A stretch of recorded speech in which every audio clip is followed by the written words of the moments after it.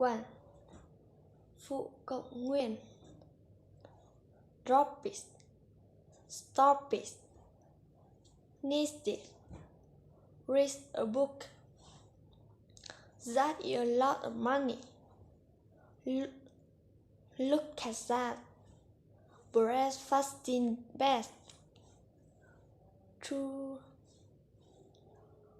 Phụ cộng phụ.